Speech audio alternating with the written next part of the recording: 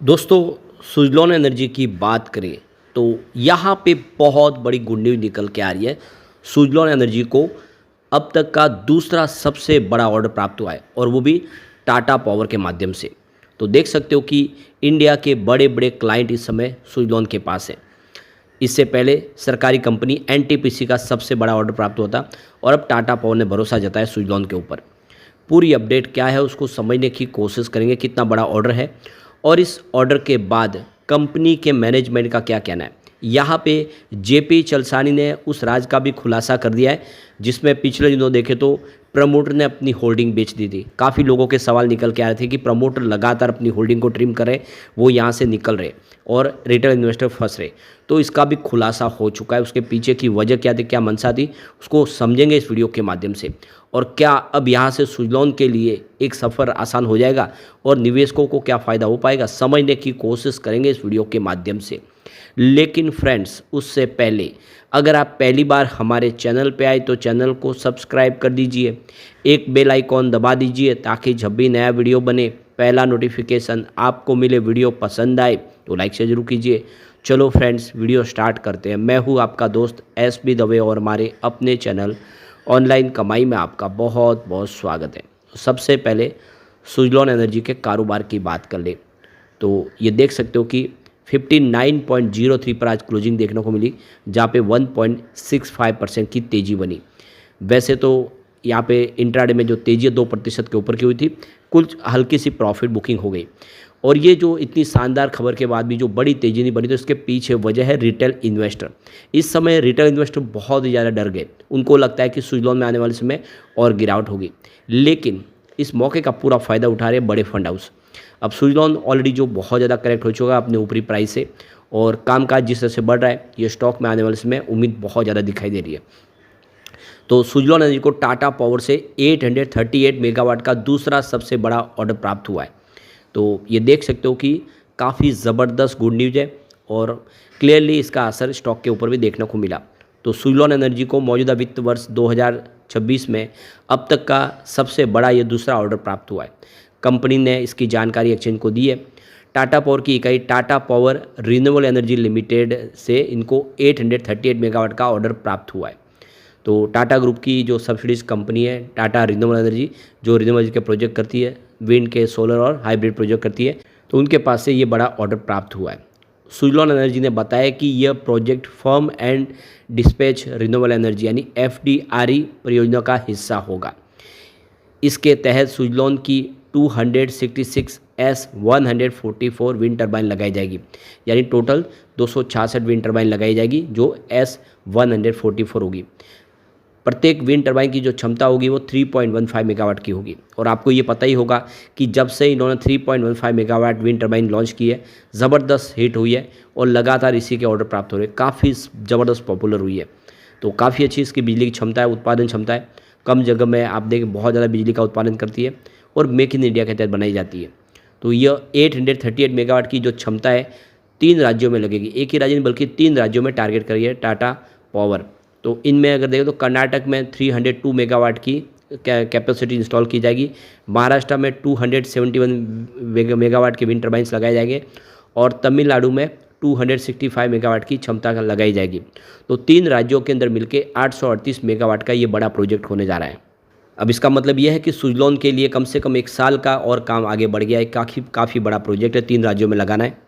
तो सुज़लॉन एनर्जी को मिला अब तक का ये दूसरा सबसे बड़ा ऑर्डर है। इससे पहले कंपनी को एनटीपीसी ग्रीन एनर्जी से 1544 मेगावाट का ऑर्डर प्राप्त हुआ है। यह टाटा पावर रिन्यूएबल एनर्जी के साथ सुज़लॉन का तीसरा प्रोजेक्ट है, यानी लगातार रिपीट ऑर्डर टाटा पावर भी दे रही है इसको। तो जो भी कस्टमर इनसे जुड़ते वो लगातार रिपीट ऑर्डर देते, क्योंकि इनका कामकाज ही बहुत ही बेहतरीन है और इनकी रिलेशन अच्छी है। तो जिस कंपनी के साथ जुड़ जाते हैं वो कंपनी हर बार इनको लगातार काम देती है, जिससे कंपनी का कामकाज बढ़ रहा है। ऑर्डर बुक 5 गीगावाट से ऊपर पहुंच गई है। तो इसी मौके पे सुज़लॉन ग्रुप के सीईओ जेपी चलसानी ने कहा है कि यह तथ्य कि टाटा पावर रिन्यूएबल एनर्जी हमें लगातार अपनी पसंदीदा पार्टनर मानती है, हमारे मेड इन इंडिया इनोवेशन और एजुकेशन एक्सीलेंस को ये दिखाता है। तो बिल्कुल कंपनी बहुत ज़्यादा यहाँ पे गौरवान्वित महसूस कर रही है, क्योंकि लगातार टाटा पावर से उनको ऑर्डर प्राप्त हो रहे हैं। तो उन्होंने हाल में ही CNBC TV18 को दिए इंटरव्यू में बताया था कि कंपनी जल्द ही नए चीफ फाइनेंशियल ऑफिसर की नियुक्ति करने जा रही है, क्योंकि जो मौजूदा CFO हिमांशु मोदी थे उनका 4 साल का कार्यकाल पूरा करने के बाद उन्होंने अपना पद छोड़ दिया। उन्होंने बताया भी था कि उनको कई और बेटर ऑप्शन मिल रहा है, तो हर आदमी को मौका मिलता है तो वो अपने मौके का फ़ायदा उठाता ही है। तो हिमांशु मोदी ने भी वो अपने लिए एक नई और राह चुन ली है, लेकिन कंपनी में उन्होंने 4 साल बहुत बेहतर दिए, उन्होंने कंपनी को ऊंचाई में पहुंचाने अपना योगदान दिया। लेकिन इसीलिए अब ऐसे ही एक मजबूत CFO की तलाश है जो हिमांशु मोदी की टक्कर का हो, इसीलिए थोड़ा सा समय लग रहा है। शानदार CFO फिर कंपनी को मिलेगा, उसके बाद कामकाज में और वृद्धि की संभावना दिखेगी। JP चलसानी ने यह भी साफ किया कि हाल के ही दिनों में जो ब्लॉक डील के माध्यम से प्रमोटर ने अपनी हिस्सेदारी बेची थी, उसका मुख्य कारण कैश जनरेशन था। उन्होंने कहा है कि कंपनी के बिजनेस के प्रति उनकी लंबी अवधि का समर्पण बरकरार है। तो जो लोगों के मन में सवाल थे और जो उनका डाउट था वो क्लियर हो गया है। और ये बात मैंने ऑलरेडी पहले भी कही थी कि कंपनी को फंड की आवश्यकता, क्योंकि बहुत सारे प्रोजेक्ट कंप्लीट करने। और अब JP चलसानी ने साफ कर दिया है कि ब्लॉक डील के माध्यम से प्रमोटर ने हिस्सेदारी इसलिए बेची थी कि इससे कैश का जनरेशन करना था और वो कैश का इस्तेमाल अपने प्रोजेक्ट को कंप्लीट करने में लगाना है। तो कंपनी ने ये फैसला किया था कि अपने जो प्रोजेक्ट समय में पूरे हो, तो प्रमोटर ने उसके लिए अपनी हिस्सेदारी बेची है और वो पैसे का इस्तेमाल बिल्कुल सही ढंग से किया जा रहा है, सही जगह पे किया जा रहा है। तो ये चिंता जो लोगों के मन में होती है बार बार कि प्रमोटर यहाँ से भाग रहे, ऐसा बिल्कुल नहीं है। वो अपनी कंपनी को आगे लेके जाना चाहते हैं। जैसे ही मौका मिलेगा उनके पास फिर कैश आएगा, वो अपनी होल्डिंग को बढ़ा देंगे। तो कोई चिंता की बात नहीं है, बहुत ही बेहतर कंपनी है। और सबसे बड़ी बात है कि लगातार कस्टमर इनके साथ जुड़ रहे हैं, इनको ऑर्डर दे रहे हैं। अब इसी मौके पे सुजलॉन एनर्जी के वाइस चेयरमैन गिरीश तांती ने कहा है कि कंपनी टाटा पावर के साथ मिलकर ऐसे एनर्जी सॉल्यूशन बना रहा है जो सस्ते भी है और भारत के बिजली नेटवर्क में आसानी से जुड़ भी जाते हैं। यानी ये बहुत ही शानदार है सॉल्यूशन इनके पास, जिसकी वजह से कस्टमर बेस इनका बढ़ रहा है और कंपनी का कामकाज तेज़ी से दिन दूना रात चौगुना बढ़ रहा है। तो ये सारी बातें अगर शानदार है, रिजल्ट बेहतर है कंपनी का और कंपनी प्रॉफिट में है, तो फिर डरने की बात नहीं है। अब यहाँ पे सबसे बड़ी बात है कि अगर इसको पेयर कंपनियों से अगर आप तुलना भी करेंगे तो आपको समझ में आ जाएगा कि ये वाकई में स्टॉक भी इस समय काफ़ी फेयर वैल्यू पे। आप देखें इस कंपनी में सबसे ऊपर आपको CG पावर एंड इंडस्ट्री दिखाई देगी, जिसका P रेशियो 124 का है।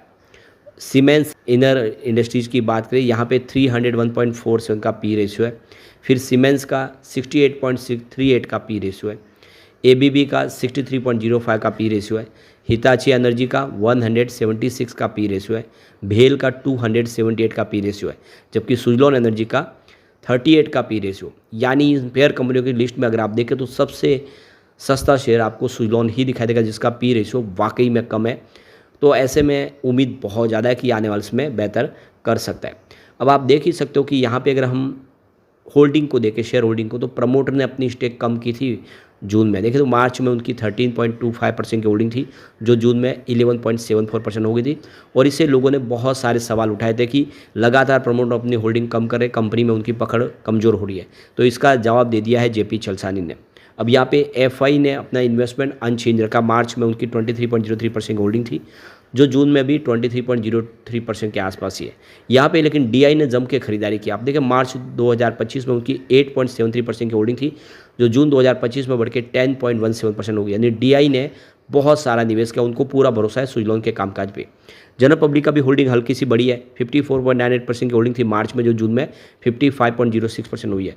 कुल मिला के देख लो कि सुजलॉन का फ्यूचर बहुत ज़्यादा ब्राइट दिखाई दे रहा है इस समय। लेकिन फ्रेंड्स, कोई भी इन्वेस्टमेंट करने से पहले अपने फाइनेंशियल एडवाइजर से एडवाइस ले ले या अपना खुद का रिसर्च करें, क्योंकि मैंने वीडियो आपके एजुकेशनल पर्पज़ के लिए ही बनाया। वीडियो पसंद आए तो लाइक से जरूर कीजिए और चैनल को सब्सक्राइब कर दीजिए। Thank you friends.